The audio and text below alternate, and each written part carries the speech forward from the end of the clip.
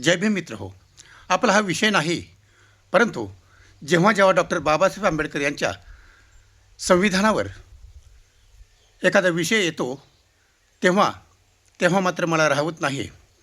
आणि म्हणूनच मी आज अतिशय महत्त्वाचं म्हणजे जे आता ऑपरेशन टायगर चालू आहे, या आमदारकीच्या आणि खासदारकीच्या युगामध्ये अनेक पक्ष, संविधानामध्ये असणारे उद्दिष्ट आणि भारताच्या संविधानामध्ये येणारे आमदार आणि खासदार, म्हणजेच हा माझ्या बाबासाहेबांनी लिहिलेला बाबासाहेबांचा कायदा, भारताचे संविधान, या विषयावर बोलत असताना आजकाल अतिशय सुंदर अशी एक पोस्ट आपल्याला पाहायला मिळते.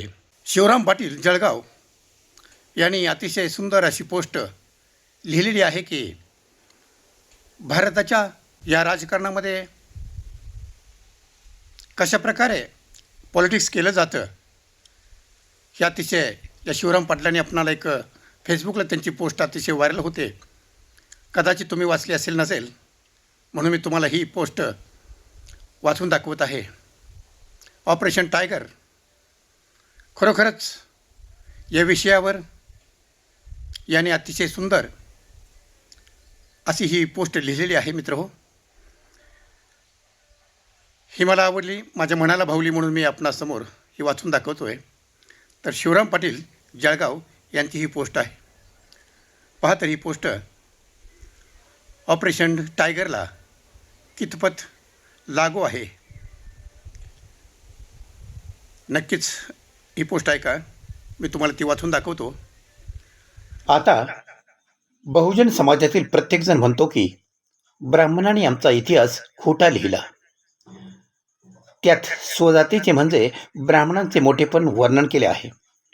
मराठ्यांचे आणि बहुजनांचे निम्न वर्णन केले आहे. त्यामुळे बहुजनांचे खच्चीकरण झाले आहे. हे ऐकून वाचून मला दुःख झाले.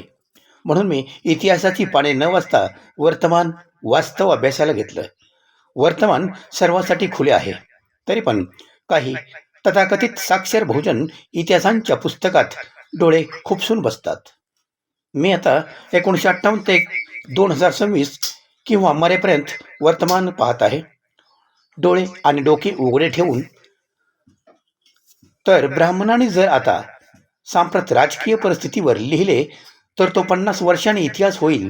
आपली नातवंडे ते शाळेत वाचतील, शिकतील, विचार करतील, गुरुजींना विचारतील, गुरुजी हा इतिहास खरा आहे की खोटा? खरा असेल तर खूप लज्जास्पद आहे, आम्हाला हा इतिहास शिकवू नका, आमचंही नैतिक अधपतन होईल. तो इतिहास असा असेल: मराठ्यांची राजाशी गद्दारी. 2019 ते 2022 काळ होता. तेव्हा महाराष्ट्रात ठाकरे घराण्याची सत्ता होती. तेव्हा सत्ताधारीला मुख्यमंत्री म्हणत. त्या ठाकरे घराण्यांच्या शिंदे नामक मराठा सरदार ठाकरेंच्या मंत्रिमंडळातील 20 मंत्री सहित 40 मराठा आमदार महाराष्ट्र सोडून गुजरात मार्गे आसाम येथे जंगलात पळाले होते. तेथे एका हॉटेलमध्ये थांबले होते. रोज दारू मटण खात होते. तेथे कामाख्या देवीचे नग्न मूर्ती होती. ते मंत्री आणि आमदार देवीच्या योनीत कुंकू भरून पूजा करीत असत. हे मंत्री आणि आमदार त्यांना त्यांची फूस लावून प्रलोभत देऊन पळवले होते. तो चलाख, चतुर, हुशार, कपटी ब्राह्मण होता.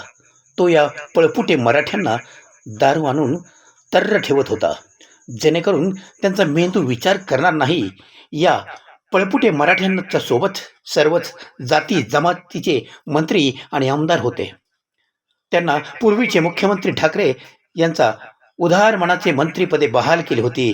पण आता प्रत्येक आमदाराला 50 खोके आणि मंत्र्याला 150 खोके मिळणार होते, अशी आख्यायिका आहे. 10 दिवसांनी हे 50 पळपुटे गोवा मार्गे महाराष्ट्र राज्यात गुप्तपणे शिरले. अचानक राज्यपाल समोर उभे राहिले आणि म्हणाले, आम्हाला वाचवा, आम्ही आमच्या मुख्यमंत्री सोबत गद्दारी केली आहे. आता तुम्ही सांगणार तसा प्राणायाम आम्ही करणार आहे. आम्ही छत्रपती शिवाजी महाराजांचे वारस आहोत. छत्रपती शिवाजी महाराज आमचे दैवत आहे. त्यांच्याच नावाने आम्ही शिवसेना पक्ष चालवतो. अर्थात ते छत्रपती शिवाजी महाराजांना आवडणार नाही हे आयात असेल, पण त्यांनी आमचे कल ये आम केले असते. पण बरे झाले राजे हयात नाहीत. जे ठाकरे नावाचे मुख्यमंत्री आहेत ते संयमी आहेत. काही दिवस दुःख करतील, नंतर सत्ता सोडतील. नंतर आम्ही सत्तेवर येऊ, राज करू, राजांची तिजोरी लुटू. त्यातील हिस्सा तुम्हाला आणि तुमच्या सुलतानांना देऊ. आजपासून आम्ही तुमच्या सुलतानाचे मंडलिक बनलेलो आहोत, दास झालो आहोत. आम्हाला गुलाम समजून आमचा सलाम स्वीकार करा. या मराठ्यांनी फक्त सत्तेसाठी नव्हे, मालमत्तेसाठी दिल्लीतील गुजराती सुलतानाचे चरण धरले. नागपूरच्या कुटीत ब्राह्मणांचे चरण वाटले. या पळपुटे मराठ्यांना नागपूरच्या मराठी ब्राह्मणांनी आणि दिल्लीत गुजराती सुलतानाने 2-2.5 वर्ष सत्ता सोपवली. पैकी एकाला मुख्यमंत्री बनवून गादीवर बसवले, पण स्वतः उपमुख्यमंत्री बनवून कारभार स्वतःच्या हाती ठेवला. मराठा मुख्यमंत्री आणि इतर मराठा मंत्री या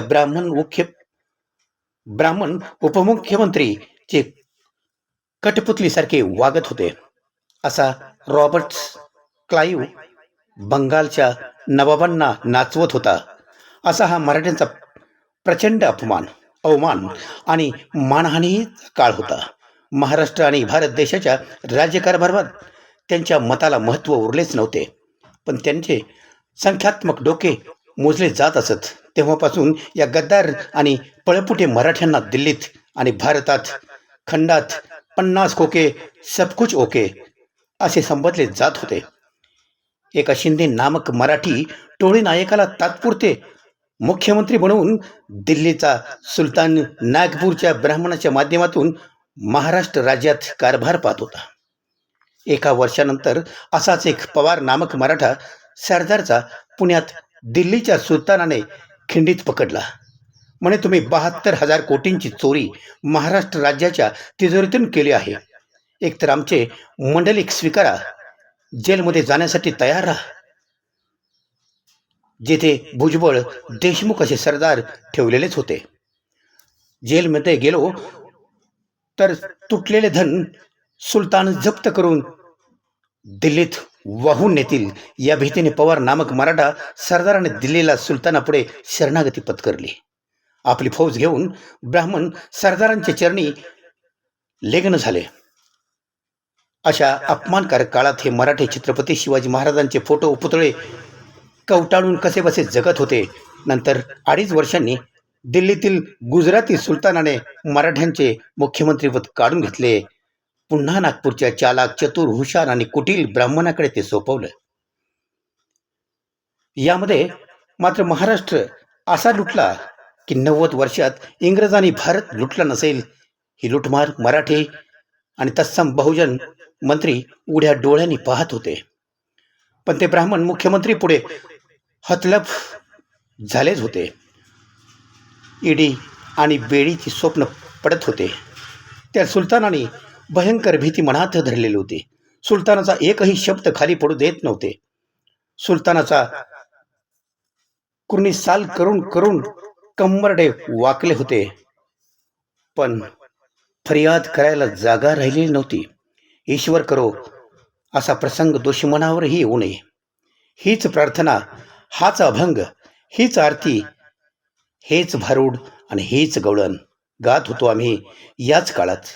मराठ्यांचे जे नैतिक अद्यपतन झाले ते यापूर्वी इतिहासात कधीही झाले नव्हते. याच काळात मराठे कुठून न होता एकमेकांचे लचके तोडत होते.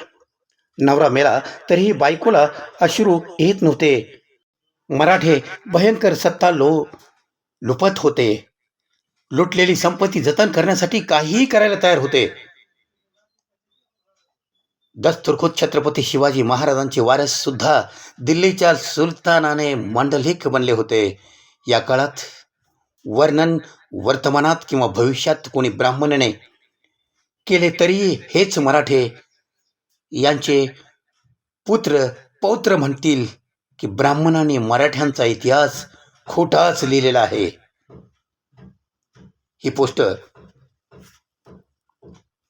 आपण शिवराम पाटील जळगाव यांनी लिहिलेली वाचली. मित्रो, यांच्या महान लेखनीस सलाम करूया आणि इथेच थांबतो. जय भीम, नमो बुद्धाय. नव्या पिढीला नवा जय भीम.